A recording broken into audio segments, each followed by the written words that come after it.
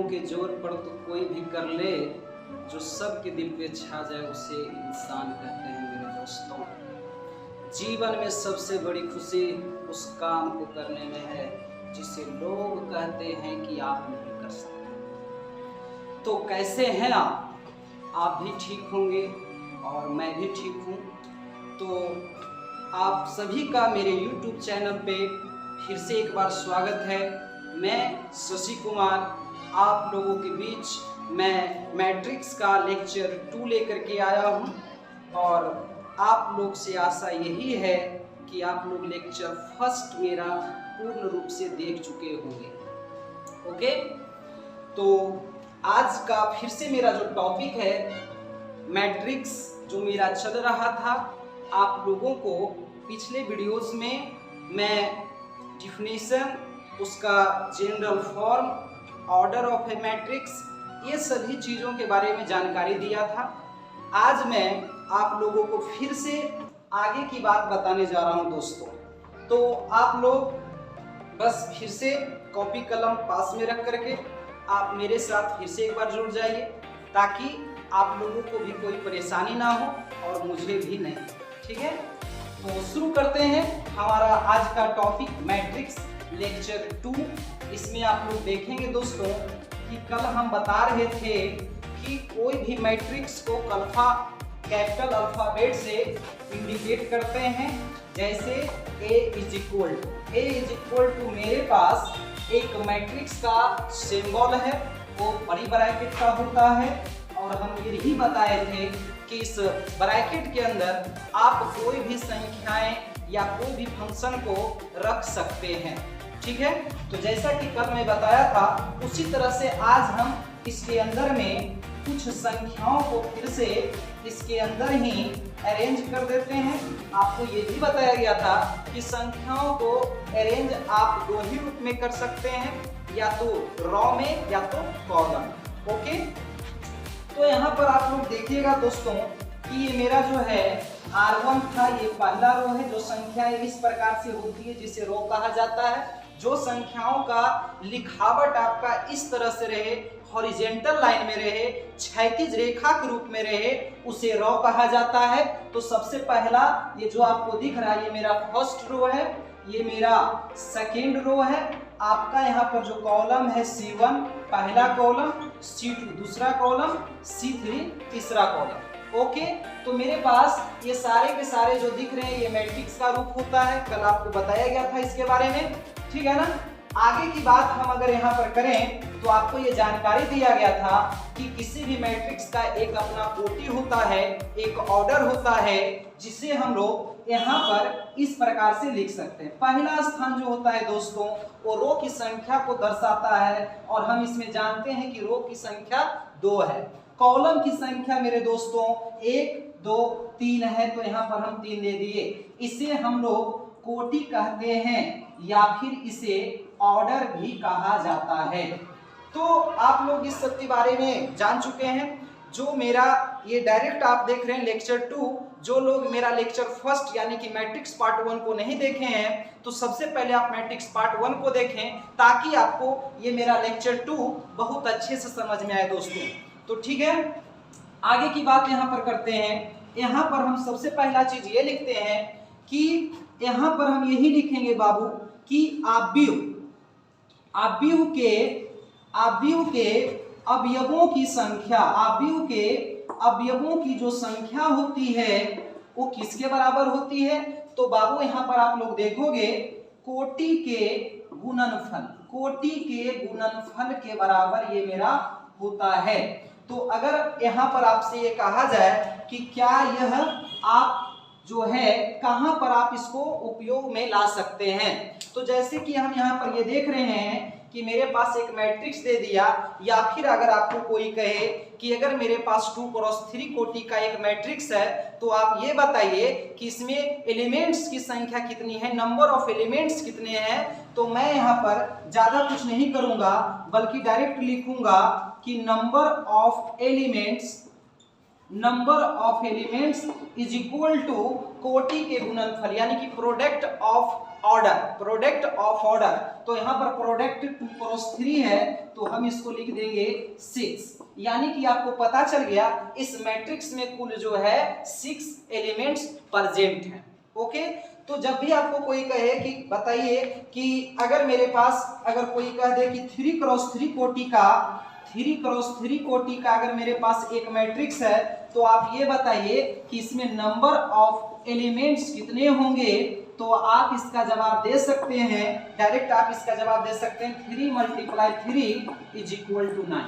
Okay, तो ये बात आपको बहुत अच्छे से समझ में आ गया होगा। मैं आशा करता हूं कि ये पूरा बात आप लोग अच्छे से समझ गए होंगे। तो आप इसको जल्दी से एक बार नोट कर लीजिए। ओके, तो आगे मेरा जो है यहाँ पर दोस्तों टाइप्स ऑफ मैट्रिक्स, आगे मैं चर्चा करने वाला हूँ टाइप्स ऑफ मैट्रिक्स के बारे में, जिसे हम लोग कहते हैं आव्यूह के प्रकार। यानी कि आव्यूह क्या है, इस बारे में तो हम लोग जानकारी ले चुके हैं कि आव्यूह होता क्या है। अब हम इसके प्रकार के बारे में जानेंगे, टाइप्स के बारे में जानेंगे। ओके, तो सबसे पहला नंबर मेरा जो यहाँ पर लिखा हुआ है, जिसे हम लोग कॉलम मैट्रिक्स कहेंगे। कॉलम मैट्रिक्स को हिंदी में स्तंभ आव्यूह कह सकते हैं, क्योंकि कॉलम को स्तंभ पहले ये बात बताए थे, और मैट्रिक्स का तो आव्यूह होता ही है। तो इसमें बाबू इसमें है क्या, हम यहाँ पर डिस्कशन करने वाले हैं कॉलम मैट्रिक्स के बारे में। तो सीधा सीधी आप लोगों को मैट्रिक्स का रूप कैसा होता है, उसे कैसे लिखा जाता है, उसकी कोटि क्या होती है, ये सभी चीजों के बारे में आपको जानकारी मिल चुकी है। तो यहाँ पर अब आगे की बात हम यहाँ पर बता रहे हैं कि स्तंभ आव्यूह कॉलम मैट्रिक्स, कॉलम मैट्रिक्स होता क्या है। तो देखिएगा, हम इसको कह सकते हैं कि मेरे पास एक ऐसा मैट्रिक्स हो जिसमें कॉलम की संख्या केवल 1 हो और रो की संख्या चाहे जितनी भी रह जाए, उसे हम कॉलम मैट्रिक्स कहेंगे। एग्जाम्पल के तौर पर यहाँ पर ले सकते हैं 3, 5, 6। तो आपको अगर कहा जाए कि बताइए कि इसमें रो की संख्या कितनी है, तो मेरा ये R1 है, ये R2 है, ये R3 है। रो की संख्या 3 है और कॉलम की संख्या यहाँ पर आपको 1 दिख रहा है। तो हम आपको ये कह सकते हैं कि इसकी कोटि जो हो जाएगी 3 × 1 हो जाएगी। ये बात आपको बहुत अच्छे से समझ में आ गया होगा कि ए matrix which has only one column then it is called column matrix। Okay, तो यहाँ पर और भी हम बहुत सारे एग्जांपल इसका ले सकते हैं। जैसे देख लीजिए b बराबर, जैसे कि हम यहाँ पर ले लेते हैं 11 - 12। ओके, तो 11 - 12 जो आपका दिख रहा है, क्या दिख रहा है 2 × 1। तो ये भी क्या है, ये भी तो मेरे पास एक प्रकार का स्तंभ आव्यूह ही तो है। ठीक है, तो यहाँ पर हम ये कह सकते हैं कि स्तंभ आव्यूह का जो रूप होता है, आप यहाँ पर कह सकते हो कि स्तंभ आव्यूह कैसे होते हैं। तो A = देखिएगा, ये मैट्रिक्स का चिन्ह होता है। आपको ये जानकारी दिया गया था कि मैट्रिक्स के अंदर में जो एलिमेंट्स होते हैं, जो अवयव होते हैं, उनका जो रूप होता है वो AIJ के रूप में होता है। आप यहाँ पर क्या देख रहे हो कि मैट्रिक्स चाहे जैसा भी है, यहाँ पर रो की संख्या तो चेंज हो रही है। रो की संख्या 3 भी हो रही है, 2 भी हो रही है, 5 भी होगा, 4 भी होगा, तो कुछ भी हो सकता है, लेकिन कॉलम मेरा सिर्फ और सिर्फ एक ही है। तो हम यहाँ पर कह सकते हैं कि रो की संख्या तो मेरा यम होता है। रो की संख्या को जनरली हम यम से सूचित करते हैं, ये मैं पिछले वीडियोस में आप लोगों को बता चुका हूं। और कॉलम की संख्या जो मेरे पास है वो अक्सर ही 1 होगी। तो रो की संख्या यम, कॉलम की संख्या 1। तो ये ऐसा भी आप कह सकते हैं कि ये जो है m × 1, ये आखिरकार किस मैट्रिक्स का ऑर्डर होता है। तो आप जानकारी दे सकते हैं कि ये मेरे पास स्तंभ आव्यूह का ऑर्डर होता है। ओके, इस बारे में आपको जानकारी मिल चुका है। तो सबसे पहला चीज हम ये क्लियर कर चुके हैं कि आखिरकार कॉलम मैट्रिक्स होता क्या है। दोस्तों क्लियर है। अब मैं आपको नेक्स्ट जो है बताने वाला हूं कि आखिरकार पंक्ति आव्यूह किसे कहते हैं, रो मैट्रिक्स किसे कहते हैं। तो चलिए इस पर हम चर्चा एक बार फिर से करते हैं कि आखिरकार ये होता क्या है। तो यहाँ पर आप लोग ढंग से जरा सा समझेंगे, इसको ढंग से समझिएगा कि आखिरकार ये होता क्या है। तो देखिएगा यहाँ पर ये हो रहा है कि आखिरकार पंक्ति आव्यूह किसे कहते हैं। मैं डिस्कशन करने वाला हूँ रो मैट्रिक्स के बारे में। तो जिस तरह से आप देखे थे कि जैसा नाम वैसा ही इसका गुण, आप लोग भी जानते हैं कि अक्सर मतलब कि हमारे टोला पड़ोस में, मोहल्ले में बहुत सारे ऐसे भी लोग होते हैं, बहुत सारे ऐसे भी लोग होते हैं जिनका नाम उनके गुण पर उनका नाम रख दिया जाता है ना। बहुत सारे लोगों का नाम होता है भोला, यानी कि बहुत भोले भाले होते हैं इसलिए उनका नाम भोला रख दिया जाता है। किन्हीं का नाम मोंटी रहता है, यानी कि थोड़ा सा उनका हेल्थ ठीक ठाक रहता है इसलिए उसे मोंटी कहते हैं। ओके, तो जस्ट उसी तरह से जैसे हम अपने दैनिक जीवन में क्रियाकलाप करते हैं उसी टाइप से मेरा यहाँ पर मैट्रिक्स भी है। इस मैट्रिक्स का नाम है स्तंभ, यानी कि स्तंभ में कुछ विशेषता जरूर है दोस्तों।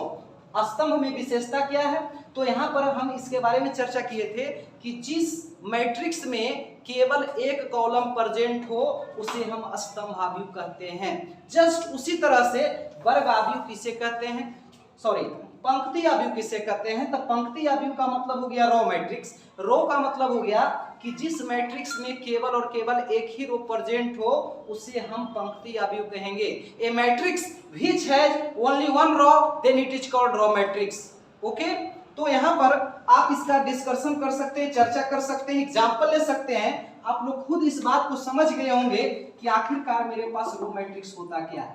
ए इज इक्वल टू मैं यहाँ पर लेने वाला हूँ 3, 5, 8।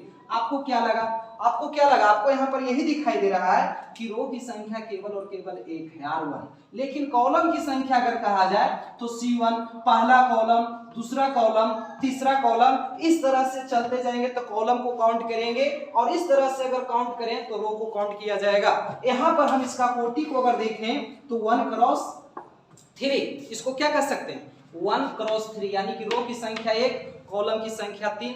यहाँ पर आप भी और भी एग्जाम्पल ले सकते हो। आप एग्जाम्पल यहाँ पर ले सकते हो 6, 7, -1, 0.5। तो पता चल रहा है दोस्तों कि रो की संख्या तो एक ही है लेकिन कॉलम की संख्या आप देखो तो 1, 2, 3, 4, यहाँ पर 4 कॉलम मौजूद हैं, यानी कि यहाँ पर इसकी कोटि जो हो जाएगी 1 क्रॉस 4 हो जाएगी। क्लियर है ये बात? आपको ये बात बहुत अच्छे से समझ में आ गया होगा कि आखिरकार पंक्ति आव्यूह होता क्या है। तो पंक्ति आव्यूह यही चीज हो जाता है, a matrix which has only one row then it is called row matrix. Okay, तो यहाँ पर ये कह सकते हैं कि रो मैट्रिक्स का आखिरकार उसका रूप कैसा होगा, तो आप कह सकते हैं a is equal to any matrix a i j. मेरे पास एक मैट्रिक्स है जो कि अंदर में इसके क्या होते हैं अवयव जो होते हैं ए आई जे से सूचित किया जाता है और इसमें रो की संख्या तो हम लोग फिक्स ही है 1, लेकिन कॉलम की संख्या कुछ भी हो सकती है दोस्तों। जैसा कि एग्जांपल में आप देखे हैं कॉलम की संख्या 3 थी और भी आप देख रहे हैं कॉलम की संख्या 4 थी, 5 भी हो सकता है, 6 भी हो सकता है। तो हम कॉलम की संख्या को जनरली अगर n से सूचित कर दें तो इसकी कोटि 1 क्रॉस n हो जाएगी। तो आपको ये बात का पता चल रहा होगा कि आखिरकार कॉलम मैट्रिक्स पंक्ति आव्यूह जो होता है, रो मैट्रिक्स जो होता है होता क्या है। तो आप ये समझ सकते हैं कि मेरे पास जो है ये क्या है पंक्ति आव्यूह है। क्लियर है? आप इसको नोट कीजिए, आगे मैं डिस्कशन करूंगा। तो जिस तरह से आप लोग स्तंभ आव्यूह, पंक्ति आव्यूह के बारे में स्टडी किए उसी तरह से मेरे पास है वर्ग आव्यूह, स्क्वायर मैट्रिक्स। तो जैसे कि वर्ग आप लोग पहले भी पढ़े थे, बच्चे क्लास में पढ़े थे, 3, 4 में पढ़े थे कि एक वैसी ज्यामितीय आकृति, एक वैसी बंद ज्यामितीय आकृति जिसमें 4 भुजाएं आपस में बराबर हो उसे हम लोग वर्ग कहते हैं। यानी कि वर्ग वो तो था ही लेकिन उसी से प्रभाव यहाँ पर भी हम क्या बोले कि जैसा गुण वैसा ही उसका नाम होता है। यानी कि वर्ग का मतलब होता है चरखुट्टा, कोई भी चीज अगर चरखुट्टा रहे तो उसे हम लोग कहते हैं वर्गाकार। इस मैट्रिक्स का भी नाम है वर्ग आव्यूह, स्क्वायर मैट्रिक्स। स्क्वायर मैट्रिक्स होते क्या है तो बात को आप लोग समझेंगे कि एक वैसे मैट्रिक्स जिसमें रो की संख्या तथा कॉलम की संख्या आपस में क्या रहे बराबर रहे। जब कोई मैट्रिक्स में रो की संख्या और कॉलम की संख्या आपस में इक्वल हो तो उसे हम लोग कहते हैं square matrix. A matrix which has row number of row and number of column are equal then it is called square matrix. Okay, तो यहाँ पर एग्जांपल को आप समझ सकते हैं, जैसे कि यहाँ पर लिख देते हैं 2, 5, -1, 4। तो आपको क्या लग रहा है ये 2 क्रॉस 2 कोटि का है ना, ये 2 क्रॉस 2 कोटि का है ना, तो मेरे पास ये क्या है वर्ग आव्यूह। हम यहाँ पर a इज इक्वल टू सिर्फ और सिर्फ 5 भी ले सकते थे। आपको पता है कि इसमें रो की संख्या भी 1 है, कॉलम की संख्या भी 1 है, तो आखिरकार आप इसे 1 क्रॉस 1 कर सकते हो। ये बात तो क्लियर है। आप यहाँ पर ऐसे भी ले सकते थे a इज इक्वल टू 250189068। आप यहाँ पर कुछ भी ले सकते हो। तो आपको यहाँ पर क्या नजर आ रहा है कि रो की संख्या कितनी है 3, कॉलम की संख्या कितनी है 3, तो 3 क्रॉस 3 कोटि का ये मेरा स्क्वायर मैट्रिक्स हो गया दोस्तों। 4 रो 4 कॉलम अगर रहेगा तो 4 क्रॉस 4, 5 क्रॉस 5, इसी तरह से मेरे पास ये होते ही चले जाएंगे। तो क्या आप लोगों को ये बात अच्छे से समझ में आ गया स्क्वायर मैट्रिक्स होते क्या है? और एक बात आप ये मतलब कि समझेंगे कि ये बहुत इंपॉर्टेंट है दोस्तों। वर्ग आव्यूह ही आपको पूरा आगे के चैप्टर डिटरमिनेंट्स में भी पढ़ना है और मैट्रिक्स में तो हर जगह वर्ग आव्यूह का ही ज्यादातर प्रयोग होगा, इसलिए आप इसको अच्छे से समझिएगा। बड़ा इजी है, बड़ा आसान है। इसका बस साधारण चीज है कि जिस आव्यूह में रो की संख्या तथा कॉलम की संख्या बराबर हो उसे वर्ग आव्यूह कहा जाता है। ओके, तो ये बात आपको अच्छे से समझ में आ गया होगा। चलिए इसको हम मिटा देते हैं दोस्तों। अब आप लोग आगे की ओर देखिएगा।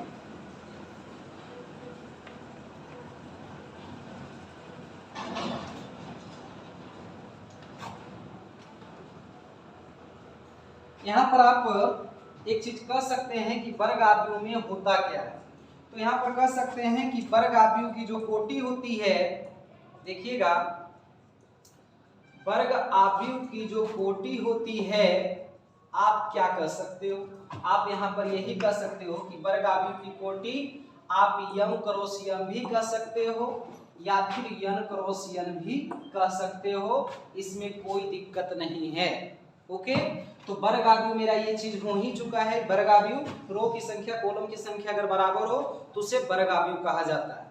यहाँ पर ऐसा क्वेश्चन आपको ऑब्जेक्टिव में मिलेगा कि आखिरकार वर्ग आव्यूह क्या होता है, उसकी कोटि क्या होती है, तो आप यहाँ पर इस तरह से समझ सकते हैं। यहाँ पर यही होगा कि number of row is equal to number of column.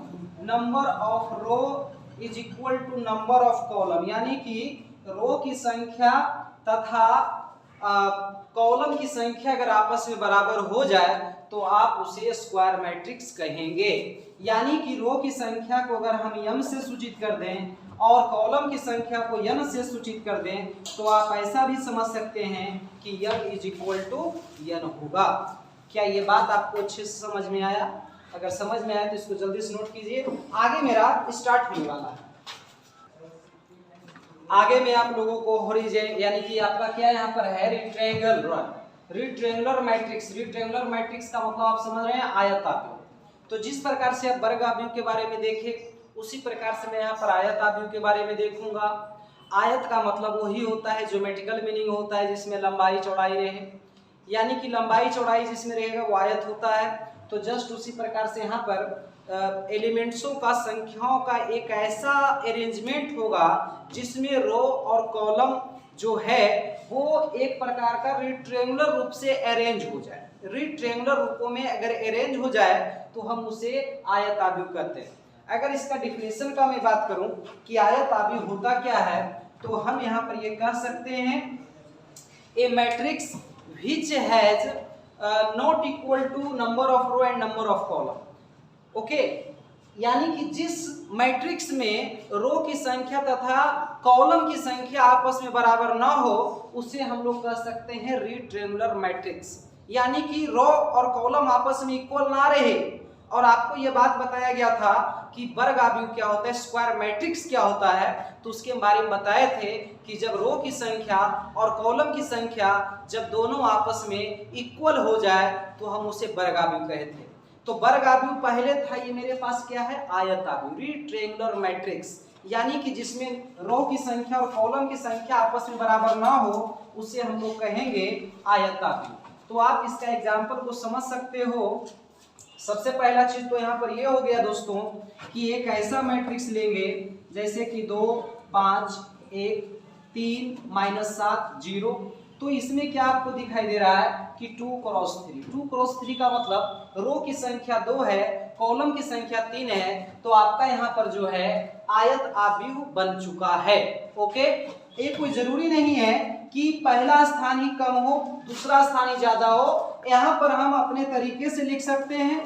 आप यहाँ पर ऐसा भी लिख लो कि 2 5 1 3 0 4। तो आप यहाँ पर क्या कहेंगे, आपको यहाँ पर यही कहना है कि इसमें तो भाई रो की संख्या 3 हो गई, कॉलम की संख्या तो 2 ही हो गई, तो क्या ये क्या है, तो हम इसको जवाब दे सकते हैं कि यह भी एक प्रकार का रेक्टेंगुलर मैट्रिक्स है दोस्तों।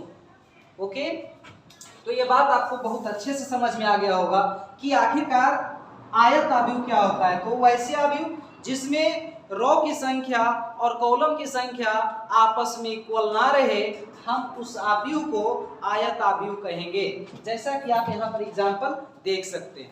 ओके, हम यहाँ पर इसको लिखेंगे कि एक ऐसे matrix A is equal to Aij, यहाँ पर एक ऐसे मैट्रिक्स होंगे जो कि m क्रॉस n कोटि के होंगे, लेकिन यहाँ पर हम ये कह सकते हैं where m does not equal to n, यानी कि m और n कभी भी आपस में इक्वल ना रहे, उसे हम रेक्टेंगुलर मैट्रिक्स कहेंगे। क्या ये बात आपको अच्छे समझ में आया? क्या समझ में आया? जरूर समझ में आया होगा। तो चलिए आगे हम बात करते हैं हॉरिजॉन्टल मैट्रिक्स का। जिस तरह से आप देखें कि आखिरकार रेक्टेंगुलर मैट्रिक्स क्या था, आयत आव्यूह क्या था, उसी प्रकार से हम चर्चा करने वाले हैं कि आयत आव्यूह के 2 टाइप्स होते हैं। ठीक है, आयत आव्यूह के जो होते हैं वो 2 टाइप्स होते हैं, जैसा कि हम यहाँ पर देखेंगे। ठीक है, देखिएगा आप लोग यहाँ पर कह सकते हैं there are 2 types of rectangular matrix, first of all horizontal matrix and second types of vertical matrix. Okay, तो यहाँ पर बात करने वाले हैं कि आखिरकार हॉरिजॉन्टल मैट्रिक्स होते कैसे हैं, इनका रूप कैसा होता है, इनका सूरत कैसा होता है ना। जैसे कि आप जो का क्या है कि मार्केट में गाना बजता है, मोहनी सूरत या रेउनखर, है कि नहीं, भोजपुरिया गाना है, तो उसी प्रकार से यहाँ पर सूरत के अनुसार से इनका रूप हो रहा है, निर्धारण हो रहा है। तो मैट्रिक्स में हम जितने भी अभी तक टाइप्स को देखें, उनके सूरत के हिसाब से उनका नाम निकल के आ रहा है। ओके, तो यहाँ पर बात करते हैं आखिरकार हॉरिजॉन्टल मैट्रिक्स होते कैसे हैं। तो आप लोग ध्यान से देखिएगा, आप लोगों को पता है हॉरिजॉन्टल लाइन क्या होता है। हॉरिजॉन्टल लाइन होता है क्षैतिज रेखा, वैसी रेखा जो पृथ्वी के बिल्कुल समानांतर रहे, यानी कि अगर हम हाथ ऐसे कर दें तो आपको लग रहा है कि ये जो हाथ है ये हॉरिजॉन्टल के ही रूप में स्थित है। ओके, तो हॉरिजॉन्टल के अगर रूप में स्थित है तो कहने का मतलब कि यहाँ पर इसके कुछ इस तरह से एग्जाम्पल आएंगे, इसके कुछ इस तरह से एग्जाम्पल आएंगे। आप लोग देख सकते हैं A इज इक्वल टू 2 5 6 7 1 3 5 0 तक आपको क्या लग रहा है? आपको ये लग रहा है कि इसमें 2 क्रॉस ये हमारे पास 4 हो चुके हैं, 2 क्रॉस 4, यानी कि रो की संख्या 2, कॉलम की संख्या 1 2 3 4। आपको क्या लगा? आपको क्या लगा? आपको यही लगा कि मैट्रिक्स जो है ये इस दिशा में ज्यादा गमन कर रही है, ऊपर कम जा रही है। तो ऐसा तभी संभव है जब हम रो की संख्या को कम कर दें और कॉलम की संख्या को अधिक कर दें, तभी ऐसा हो सकता है दोस्तों, ऐसे आप कभी नहीं कर सकते। ठीक है, आगे का एग्जांपल और भी हम यहाँ पर ले सकते हैं। B इज इक्वल टू 310 तो यहाँ पर फिर से आप देख रहे हैं कि 2 क्रॉस कितना हो गया, तो आप यहाँ पर कह सकते हो कि ये 2 क्रॉस 3 हो चुका है, चूंकि कॉलम की संख्या 3 है, रो की संख्या 2 है। क्लियर है? तो कहने का मतलब कि अगर कोई कहे आपसे कि चलो भाई आप मैट्रिक्स के टाइप्स पढ़ लिए हैं, आप जवाब देंगे बिल्कुल हाँ तो कहीं दोगे, लेकिन थोड़ा सा कॉमन सेंस लगाने की बात है कि आखिरकार क्षैतिज आव्यूह कैसे होते हैं। तो क्षैतिज आव्यूह के बारे में आप सीधा सीधी कर दीजिए कि जो एन ज्यादा जाए, मतलब एन ज्यादा जाए क्या मतलब क्या, एन मतलब क्या, तो एन का मतलब हो गया कि जो क्षैतिज रूप में ज्यादा गमन करे, और वो तभी संभव है जब कॉलम की संख्या आपका ज्यादा रहेगा। ओके, तो यानी कि आप कह सकते हैं इसका definition, a matrix which has number of row is उसको क्या कह सकते हैं, number of row is less than number of column. सीधा सीधी बात कि एक ऐसे आव्यूह जिसमें रो की संख्या कम हो कॉलम की संख्या से, यानी कि नंबर ऑफ कॉलम जो यहाँ पर होगा वो हमेशा ही ज्यादा रहेगा और रो की संख्या क्या रहेगा, कम रहेगा। तो इस प्रकार के मैट्रिक्स को आप कह सकते हैं कि ये मेरा हॉरिजॉन्टल मैट्रिक्स है, क्षैतिज आव्यूह। ये बात क्लियर है? तो चलिए ठीक है, जब ये बात क्लियर है तो यहाँ पर हम ये चीज को यहाँ पर लिख देते हैं। इसको लिखने में कोई दिक्कत की बात नहीं है। कि नंबर ऑफ रो और एक तरफ लिख देते हैं number of column. Number of row, number of column, इसका मतलब आप समझ रहे होंगे, नंबर ऑफ रो पंक्ति की संख्या, नंबर ऑफ कॉलम स्तंभ की संख्या। कैसा होना चाहिए, इसमें किसको आप ज्यादा करके दिखाओगे? तो सीधी बात है कि रो हमेशा कम होना चाहिए, कॉलम हमेशा ज्यादा होना चाहिए। तो आप इसको क्या करके दिखाओगे? इस तरह से। आप इसको इस तरह से कर दोगे तो ये बात का पता चल गया कि रो जो है वो छोटा है और कॉलम जो है वो बड़ा है, यानी कॉलम की संख्या ज्यादा है, रो की संख्या कम है। आप ऐसा भी कर सकते हो कि रो की संख्या को हम यम से सूचित करते हैं और कॉलम की संख्या को यन से सूचित कर सकते हैं। तो आखिरकार क्या होगा? तो कह देंगे यम इज लेस देन यन, यानी यम जो है वो छोटा होगा यन से। अगर ऐसा होता है तो आप कह सकते हैं मेरे पास क्या है? हॉरिजॉन्टल मैट्रिक्स है, क्षैतिज आव्यूह है। क्या ये बात क्लियर है? तो आप इस बात को अच्छे समझ गए होंगे। तो जस्ट इसका अपोजिट ही हम लोग समझेंगे, जिसे हम लोग क्या कहते हैं? Vertical matrix. ओके, तो वर्टिकल मैट्रिक्स पर आप लोग एक बार ध्यान से देखोगे, जिस तरह से आप हॉरिजॉन्टल को देखे उसी प्रकार से आप वर्टिकल को भी समझना। क्लियर है? तो चलिए इस पर हम लोग अब डिस्कशन करेंगे कि आखिरकार वर्टिकल होता क्या है। क्लियर है? देखिएगा, उदग्र आव्यूह, वर्टिकल मैट्रिक्स। वर्टिकल का मतलब होता है उदग्र, उदग्र का मतलब होता है जो ऊपर की ओर जाता रहे। ठीक है? अगर हम यहाँ पर खड़े हैं तो किस पोजीशन में खड़े हैं? तो मैं ये वर्टिकल पोजीशन में खड़ा हूं, मैं उदग्र रूप से खड़ा हूं। तो हम यहाँ पर कह सकते हैं कि एक ऐसा मैट्रिक्स, यानी कि उसमें संख्याओं का ऐसा अरेंजमेंट जो ऊपर की ओर ज्यादा जाए, हम उस मैट्रिक्स को वर्टिकल मैट्रिक्स कहेंगे दोस्तों। तो चलिए ठीक है, यहाँ पर अब हम वर्टिकल मैट्रिक्स के बारे में डिस्कशन करेंगे कि आखिरकार वर्टिकल मैट्रिक्स क्या होता है। क्लियर है? तो यहाँ पर ले सकते हैं A is equal to 2518 minus 30। Okay, तो यहाँ पर आपको क्या दिख रहा है? यहाँ पर आपको दिख रहा है 3x2। 3x2 का मतलब कि रो जो है आपका 1 2 3 रो है और कॉलम कितने हैं? 2। ओके, तो रो की संख्या 3, कॉलम की संख्या 2 अगर आपका हो गया तो हम इसे कहेंगे उदग्र आव्यूह, यानी कि ऊपर की ओर ज्यादा जाए। ऊपर की ओर ज्यादा जाने के लिए आपको यहाँ पर रो की संख्या को ज्यादा करना पड़ेगा। अगर आप ऐसा नहीं करते तो वो हो जाएगा हॉरिजॉन्टल मैट्रिक्स। अगर आप दोनों को इक्वल छोड़ दिए तो हो जाएगा चरखुट्टा। चरखुट्टा का मतलब स्क्वायर मैट्रिक्स। ओके, तो और भी बहुत सारे एग्जांपल यहाँ पर हो सकते हैं। मैं यहाँ पर एग्जांपल ले सकता हूँ b इज इक्वल टू क्या? तो आप यहाँ पर ले सकते हो 2 3 6 1 8 9 0 3 9 1 1 2। यहाँ पर कोई भी डिजिट आपका हो सकता है, इसमें कोई दिक्कत नहीं है। तो आप ये बताओ कि यहाँ पर क्या दिखाई दिया? यहाँ पर यही दिखाई दिया कि इसमें रो की संख्या जो आपका है वो 4 है और कॉलम की संख्या जो आपका दिखाई दे रहा है वो 3 है। तो अक्सर ही हमेशा ही मतलब आप कह सकते हो लाइफ टाइम ऐसा कर सकते हो, लाइफ टाइम ऐसा ही होगा, है ना? कैसा होगा कि जब रो की संख्या अधिक हो जाए, कॉलम की संख्या कम हो जाए, तो उस मैट्रिक्स को कहते हैं वर्टिकल मैट्रिक्स।